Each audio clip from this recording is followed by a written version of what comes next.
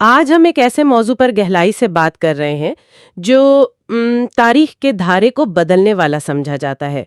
یہ ہے پیغمبر اسلام حضرت محمد صلی اللہ علیہ وسلم کا آخری خطبہ، یعنی خطبہ حجت الوداع۔ جی بالکل۔ یہ کوئی عام تقریر نہیں تھی، یہ ان کی زندگی کے آخری حج پر 10 ہجری میں 9 ذی الحجہ کو کہاں میدان عرفات میں دیا گیا ایک بہت جامع پیغام تھا۔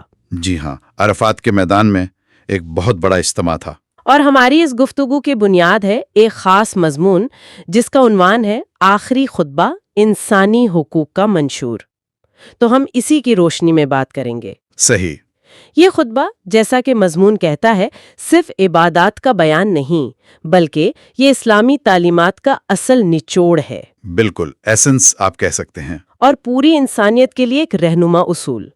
اسی لیے تو اسے اکثر اسلام کا انسانی حقوق کا چارٹر کہا جاتا ہے۔ جی، یہ بہت بڑا دعویٰ ہے اور اس پر بات ہونی چاہیے۔ تو آج ہماری اس گفتگو کا مقصد یہی ہے، اس خطبے کے اہم نکات کو سمجھنا جی، اور یہ دیکھنا کہ 14 صدیاں گزر گئیں لیکن یہ آج بھی اتنے متعلقہ کیوں ہیں، خاص طور پر انسانی حقوق کے حوالے سے۔ صحیح۔ تو آئیے پھر شروع کرتے ہیں اس اہم دستاویز کا جائزہ۔ خطبے کا آغاز ہی ایک بہت بنیادی لیکن گہری بات سے ہوتا ہے، جان، مال اور عزت کا تحفظ۔ جی، آپ صلی اللہ علیہ وسلم نے فرمایا، لوگو، تمہارا خون، تمہارا مال اور تمہاری عزت آپس میں ایک دوسرے کے لیے اسی طرح حرام ہے، حرام، مقدس۔ جس طرح تمہارے لیے یہ دن، یہ مہینہ اور یہ شہر حرام ہے۔ یہ حرام کا لفظ، ہاں، اس کا کیا مطلب ہے یہاں؟ دیکھیں، یہ لفظ بہت کلیدی ہے۔ عام طور پر ہم حرام کا مطلب لیتے ہیں ممنوع یا فوربڈن، جی، لیکن یہاں اس کا مفہوم کہیں زیادہ گہرا ہے۔ مقدس، قابل احترام، ایسی چیز جس کی بے حرمتی نہیں کی جا سکتی، ناقابل پامال، اوہ، یعنی صرف منع نہیں بلکہ انتہائی قابل احترام۔ بالکل، اور یہ براہ راست جڑتا ہے ان بنیادی انسانی حقوق سے جن پر آج دنیا بات کرتی ہے۔ زندگی کا حق، ملکیت کا حق، ملکیت کا حق۔ اور عزت وقار کا حق۔ تو کیا یہ صرف قتل یا چوری نہ کرنے کی بات ہے، یا اس میں اور بھی کچھ شامل ہے، جیسے کسی کی بے عزتی کرنا؟ بہت اچھا سوال ہے۔ ہمارا ماخذ بھی یہی کہتا ہے کہ یہ صرف جسمانی حملہ یا چوری تک نہیں ہے۔ اچھا، اس میں ہر وہ چیز شامل ہے جو انسان کی جان، مال یا عزت کو نقصان پہنچائے۔ مثلاً دیکھیں، آج کے دور سے جوڑیں تو دہشت گردی، نفرت پھیلانا، کسی کو قتل کرنا، کسی پر جھوٹا الزام لگانا یعنی بہتان تراشی، گالی گلوچ، کردار کشی، یہاں تک کہ معاشی استحصال جیسے رشوت، دھوکہ دہی، وہ سب اسی ایک اصول کی خلاف ورزی ہیں۔ اچھا، یعنی یہ اصول پورے معاشرتی امن کی بنیاد رکھ رہا ہے۔ بالکل، یہ صرف قانون نہیں، یہ ایک دوسرے کے لیے گہرے احترام کا مطالبہ ہے۔ واہ! اچھا، اگلا اصول جو خطبے میں آیا وہ تھا امانتوں کی ادائیگی کا۔ فرمایا، یاد رکھو، جو امانت تمہارے پاس رکھی جائے اسے اس کے اصل مالک کو لوٹا دو۔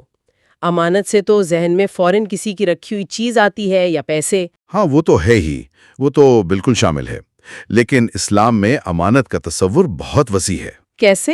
یہ صرف مادی چیزیں نہیں ہیں، اس میں ہر قسم کی ذمہ داری شامل ہے۔ آپ کی صلاحیتیں امانت ہے، آپ کا وقت امانت ہے۔ اچھا، یعنی میری نوکری بھی امانت ہے؟ بالکل، آپ کا کام، دفتر کے وسائل، اگر آپ حکومت میں ہیں تو آپ کا عہدہ، اختیارات، یہ سب عوام کی امانت ہے۔ اور گھر میں، خاندان میں رشتے، ان سے جڑے فرائض، وہ بھی امانت ہے۔ تو یہ اصول تو پھر زندگی کے ہر حصے پر لاگو ہو گیا۔ جی ہاں، اگر ہم اسے وسیع تناظر میں دیکھیں جیسا ہمارا ماخذ کہتا ہے تو یہ ہر سطح پر ایمانداری، ذمہ داری اور شفافیت مانگتا ہے۔ ہر سطح پر یعنی بین الاقوامی معاہدے ہوں، بزنس ڈیل ہو، سرکاری کام ہو یا ہماری اپنی ذاتی زندگی، ہر جگہ امانت داری چاہیے۔ یہ تو اعتماد کی بنیاد ہے۔ بالکل، اعتماد کی بنیاد۔ اس کے بغیر نہ معاشرہ چل سکتا ہے، نہ کوئی ادارہ۔ صحیح۔ اچھا، اسی معاشی پہلو سے جڑی ایک اور بہت اہم بات تھی خطبے میں، سود یعنی ربا کی حرمت۔ جی، اور آپ صلی اللہ علیہ وسلم نے صرف اعلان نہیں کیا بلکہ خود مثال قائم کی۔ فرمایا، خبردار، زمانہ جاہلیت کا ہر قسم کا سود آج ختم کیا جاتا ہے۔ تمہیں صرف اپنا اصل سرمایہ لینے کا حق ہے، نہ تم ظلم کرو نہ تم پر ظلم کیا جائے۔ جی، اور سب سے پہلا سود جو میں کالعدم قرار دیتا ہوں وہ میرے اپنے چچا عباس بن عبد المطلب کا ہے۔ وہ سب ختم ہے، اپنے خاندان سے شروع کرنا۔ یہ کتنی بڑی بات تھی۔ یہ بہت بڑی بات تھی۔ یہ قیادت کا، لیڈرشپ کا ایک زبردست عملی نمونہ ہے۔ صحیح۔ ذاتی مثال سے واضح کر دیا کہ یہ قانون سب کے لیے ہے، کوئی رعایت نہیں۔ اسلام میں ربا یعنی سود یا بغیر محنت اور رزق کے جو بھی اضافہ ہے ہاں، وہ سختی سے منع ہے۔ وجہ یہ ہے کہ یہ معاشی ناانصافی پیدا کرتا ہے، استحصال ہوتا ہے۔ دولت چند ہاتھوں میں جمع ہو جاتی ہے۔ بالکل، دولت کا ارتکاز ہوتا ہے۔ لیکن آج کل کا جو معاشی نظام ہے وہ تو بڑی حد تک سود پر ہی چل رہا ہے۔ ہمارا ماخذ اس بارے میں کیا کہتا ہے؟ جی، اور یہی اہم نقطہ ہے جو ماخذ اٹھاتا ہے۔ ماخذ کے مطابق یہ جو جدید کیپٹلزم ہے، جس کی بنیاد ہی قرض اور سود پر ہے، ہاں، وہ قدرتی طور پر امیر کو اور امیر اور غریب کو اور غریب کرتا ہے۔ عدم مساوات پھڑتی ہے۔ جی، معاشی عدم مساوات گہری ہوتی ہے، معاشرے میں تناؤ بڑھتا ہے۔ ماخذ کہتا ہے کہ یہ خطبہ دراصل ایک منصفانہ معاشی نظام کا مطالبہ کر رہا ہے۔ کیسا نظام؟ ایسا نظام جہاں محنت کی قدر ہو، دولت صحیح طریقے سے گردش کرے اور کسی کا استحصال نہ ہو۔ یہ صرف معاشی حکم نہیں، یہ سماجی انصاف کا تقاضا ہے۔ سماجی انصاف، اور اسی سے جڑا ایک اور پہلو خواتین کے حقوق کا۔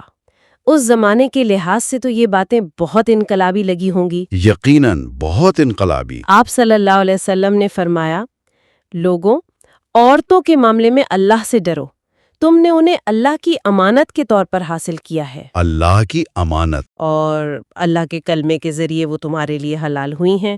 ان پر تمہارا حق یہ ہے اور تم پر ان کا حق یہ ہے کہ تم انہیں معروف طریقے سے کھانا پینا اور لباس فراہم کرو۔ یہ اللہ کی امانت، اس کا کیا مطلب ہے؟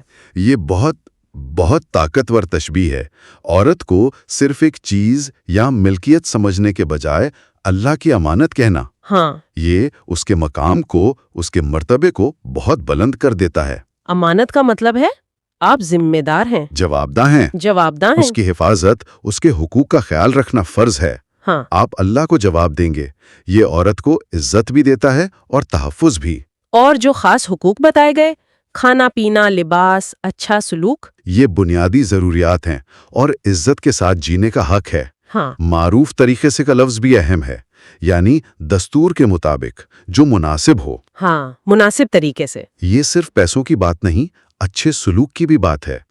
ہمارا ماخذ اسے آج سے جوڑتا ہے۔ کیسے؟ عادتی، امتیازی سلوک، ان سب چیزوں کی نفی کر رہی ہیں۔ یہ عورت کی عزت، اس کے حقوق، اس کی معاشی سماجی بہبود، بلکہ اس کی تعلیم و ترقی پر بھی زور دیتی ہیں، کیونکہ امانت کا حق تو تبھی ادا ہوگا نا۔ یہ واقعی ایک اہم سوال اٹھاتا ہے کہ کیا آج ہم یہ حق ادا کر رہے ہیں؟ بالکل، یہ سوال آج بھی اتنا ہی اہم ہے۔ اچھا، خطبے کا ایک اور حصہ جس نے تاریخ پر گہرے اثرات چھوڑے، وہ مساوات اور بھائی چارے کا اعلان تھا۔ جی، مساوات۔ ایکوالٹی۔ فرمایا، لوگو، تمہارا رب ایک ہے اور تمہارا باپ بھی ایک ہے۔ سن لو، کسی عرب کو اجمی پر، اجمی کو عرب پر، سرخ کو سیاہ پر، سیاہ کو سرخ پر کوئی فضیلت نہیں، کوئی فضیلت نہیں، مگر تقوی کی بنیاد پر۔ یعنی پرہیزگاری کی بنیاد پر۔ جی، تقوی، اللہ کا ڈر اور نیکی۔ اللہ کے نزدیک تم میں سب سے عزت والا وہ ہے جو سب سے زیادہ پرہیزگار ہے۔ یہ الفاظ تو آج بھی گونجتے ہیں۔ یہ صرف الفاظ نہیں تھے، یہ ایک سماجی انقلاب کا اعلان تھا۔ اس وقت جب دنیا نسلی فخر، قبیلوں کی عصبیت، قومی برتری، ذات پات میں جکڑی ہوئی تھی، ہاں، ہر جگہ یہی تھا۔ یہ کہنا کہ سب انسان برابر ہیں اور بڑائی کا معیار صرف کردار اور خدا خوفی ہے، یہ ناقابل تصور حد تک انقلابی تھا۔ اس نے تو نسل پرستی، قوم پرستی، ذات پات سب کی جڑ کاٹ دی۔ بالکل، ہر قسم کے امتیاز کی۔ اور اسی کے ساتھ یہ بھی کہا، سن لو، تمام مسلمان آپس میں بھائی بھائی ہیں۔ جی، بھائی چارہ، برادرہڈ۔ اور یہ کہ کسی شخص کے لیے اپنے بھائی کا مال لینا جائز نہیں، سوائے اس کے جو وہ اپنے خوشدلی سے دے۔ اس کا کیا مطلب ہوا؟ اس کا مطلب یہ کہ یہ برابری صرف تھیوری نہیں، پریکٹیکل بھی ہے۔ ایمان کی بنیاد پر ایک ایسی بھائی چارگی قائم کی جو رنگ، نسل، زبان، ملک سب سے اوپر ہے۔ اور اس بھائی چارے کا تقاضا ہے کہ ایک دوسرے کے حقوق کا خیال رکھو، خاص طور پر مالی معاملات میں کوئی زبردستی، کوئی دھوکہ نہ ہو، پوری رضامندی ہو۔ تو ماخذ بھی یہی کہتا ہے کہ اسلام نے صدیوں پہلے ان تعصبات کو رد کر دیا تھا۔ جی، ماخذ اسی پر زور دیتا ہے کہ جن بنیادوں پر آج بھی دنیا میں نفرت اور تفریق ہے، اسلام نے انہیں صدیوں پہلے مسترد کر دیا۔ یہ صرف برابری نہیں، یہ محبت اور ہمدردی پر مبنی معاشرہ بنانے کی بات ہے۔ ان تمام اصولوں پر عمل کیسے ہو، رہنمائی کہاں سے ملے گی؟ خطبے میں اس کا بھی جواب تھا۔ جی بالکل۔ آپ صلی اللہ علیہ وسلم نے فرمایا، میں تمہارے درمیان ایسی چیز چھوڑے جا رہا ہوں کہ اگر تم اسے مضبوطی سے تھامے رہو گے تو اس کے بعد ہرگز گمراہ نہ ہوگے، اور وہ ہے اللہ کی کتاب قرآن۔ جی، یہاں قرآن مجید کی مرکزیت واضح کر دی گئی، ہدایت کا بنیادی حتمی ذریعہ۔ تو صرف قرآن، سنت کا ذکر نہیں؟ دیکھیں، اس خاص اقتباس میں صرف کتاب اللہ کا ذکر ہے، لیکن ظاہر ہے قرآن کو سمجھنے اور عمل کرنے کے لیے نبی صلی اللہ علیہ وسلم کی سنت، آپ کا طریقہ، وہ تو لازمی ہے۔ اسلامی تعلیمات میں یہ دونوں لازم و ملزوم ہیں۔ صحیح۔ باخذ اسے آج سے جوڑتا ہے۔ وہ کہتا ہے کہ آج مسلمانوں کو، یا وسیع تر معنوں میں انسانیت کو، جو مسائل درپیش ہیں، گمراہی، انتہا پسندی، نفرت، تفرقہ، ان کی بڑی وجہ انہی بنیادی اصولوں سے دوری ہے۔ تو حل کیا ہے؟ حل یہی ہے کہ اسی بنیادی رہنمائی یعنی قرآن و سنت کی طرف لوٹا جائے۔ یہی سیدھا راستہ ہے۔ تو اس سب کا کیا مطلب ہے؟ یہی کہ ہدایت کا ایک واضح، محفوظ راستہ بتا دیا گیا ہے۔ اور پھر خطبے کا اختتام وہ بہت جذباتی اور تاریخی لمحات تھے جب آپ صلی اللہ علیہ وسلم نے اپنی ذمہ داری پوری کرنے پر لوگوں کو گواہ بنایا۔ جی۔ آپ نے پوچھا، لوگوں، کیا میں نے تم تک اللہ کا پیغام پہنچا دیا؟ سب نے کہا، بے شک آپ نے پہنچا دیا، امانت ادا کر دی اور امت کی خیرخواہی کی۔ سب نے گواہی دی۔ تب آپ نے انگلی آسمان کی طرف اٹھائی، پھر لوگوں کی طرف اشارہ کیا اور 3 بار فرمایا، اے اللہ تو گواہ رہنا، اے اللہ تو گواہ رہنا، اے اللہ تو گواہ رہنا۔ اللہم فشہد۔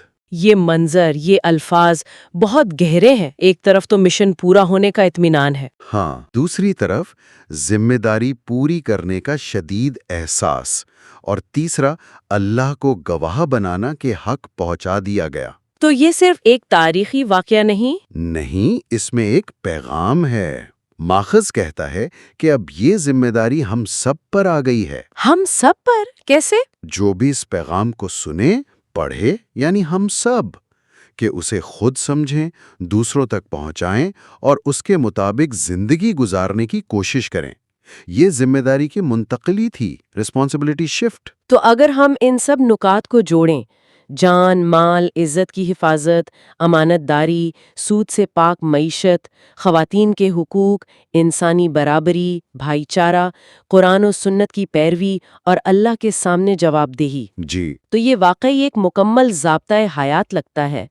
یہاں یہ واقعی دلچسپ ہو جاتا ہے کہ ہمارا ماخذ اسے بار بار انسانی حقوق کا عالمی منشور کہتا ہے۔ بالکل، یہ صرف ایک مذہبی دستاویز نہیں، بلکہ انسانیت کے لیے ایک چارٹر ہے۔ اور ماخذ اسے صرف تاریخ نہیں سمجھتا، بلکہ اس کا تعلق خاص طور پر بھارت کے موجودہ حالات سے جوڑتا ہے۔ جی، ماخذ یہ تعلق بنانے کی کوشش کرتا ہے۔ اور یہاں پھر یہ واضح کر دوں کہ ہم صرف غیر جانبداری سے رپورٹ کر رہے ہیں کہ ماخذ کیا کہہ رہا ہے، کسی سیاسی موقف کی تائید نہیں کر رہے ہیں۔ ٹھیک ہے، تو ماخذ کے مطابق یہ خطبہ آج کے کن مسائل کا حل پیش کرتا ہے؟ ماخذ کا کہنا ہے کہ جہاں معاشرے میں مذہب، ذات، علاقے کی بنیاد پر نفرت اور تفریقہ ہو، وہاں یہ خطبہ بھائی چارے، انصاف اور برابری کا سبق دیتا ہے۔ اور بدعنوانی وغیرہ؟ جہاں کرپشن ہو، رشوت ہو، معاشی دھوکہ دہی ہو، وہاں یہ امانت داری، دیانت اور معاشی انصاف کی بات کرتا ہے۔ اور خواتین کے حوالے سے؟ جہاں خواتین پر تشدد ہو، ان کے حقوق پامال ہوں، وہاں یہ ان کی عزت، تکریم اور حقوق کی ادائیگی یاد دلاتا ہے، انہیں اللہ کی امانت کہہ کر۔ اور ذات پات، اونچ نیچ؟ جہاں ذات پات کی اونچ نیچ ہو، نسلی غرور ہو، وہاں یہ پوری انسانیت کی برابری اور فضیلت کے واحد معیار یعنی تقوی کا پیغام دیتا ہے۔ تو ماخذ کا استدلال یہ ہے کہ یہ 1400 سال پرانے اصول آج بھی ریلیونٹ ہے؟ جی بالکل، ماخذ کہتا ہے کہ یہ آج کے پیچیدہ مسائل میں بھی اتنے ہی متعلقہ اور قابل عمل ہیں۔ یہ ماضی کا قصہ نہیں، یہ مستقبل کی تعمیر کے لیے رہنما ہیں۔ تو خلاصہ یہ ہوا کہ خطبہ حجۃ الوداع صرف مسلمانوں کے لیے نہیں، بلکہ یہ ذاتی کردار سے لے کر معاشرے کی تشکیل تک ہر پہلو کے لیے رہنمائی دیتا ہے۔ جی، ایک جامع رہنمائی۔ انصاف، مساوات، ہمدردی، جواب دہی، یہ وہ اصول ہیں جن سے ایک بہتر دنیا بن سکتی ہے۔ جیسا ماخذ نے کہا، یہ واقعی ہماری زندگی کا نقشہ ہو سکتا ہے۔ بالکل، اور شاید آخر میں ایک نقطہ سوچنے کے لیے چھوڑا جا سکتا ہے، جی؟ جس پر ہم نے براہ راست اتنی بات نہیں کی، لیکن وہ ان سب اصولوں کی روح ہے۔ خطبے میں بار بار باہمی حقوق و ذمہ داریوں پر زور ہے۔ ریسیپروسٹی۔ باہمی جیسے شوہر کا بیوی پر حق، بیوی کا شوہر پر، ایک مسلمان کا دوسرے پر، حاکم کا عوام پر، عوام کا حاکم پر۔ یہ جو باہمی تعلق اور مشترکہ ذمہ داری کا اصول ہے، اگر آج کے پولرائز معاشروں میں اسے صحیح سے سمجھا جائے، اپنایا جائے، تو ہمارے تعلقات کیسے بدل سکتے ہیں؟ کیا یہ میں سے ہم کی طرف ایک قدم ہوگا؟ شاید میرا حق سے نکل کر ہماری ذمہ داری کی طرف، یہ ایک سوچنے کی بات ہے۔ یا ایک اور زاویہ، جیسے اس خطبے نے زمانہ جاہلیت کی غلط رسمیں اور سوچ ختم کی۔ ہاں، کیا آج کے جدید دور کی بھی کچھ ایسی رسمیں، رویے یا ذہنیتیں ہیں جو ان بنیادی اصولوں سے ٹکراتی ہیں؟ انصاف، مساوات، امانت، انسانی تکریم۔ اچھا سوال ہے۔ اور کیا ان پر بھی اسی طرح غور کرنے اور انہیں چیلنج کرنے کی ضرورت نہیں ہے؟ بہت خوبصورت اور واقعی فکر انگیز نکات ہیں۔ یقیناً یہ خطبہ صرف ایک بار سننے کی چیز نہیں، اس پر مسلسل غور کرنے اور عمل کرنے کی دعوت ہے۔ اسی گہری سوچ کے ساتھ ہم آج کی اس گفتگو کا اختتام کرتے ہیں۔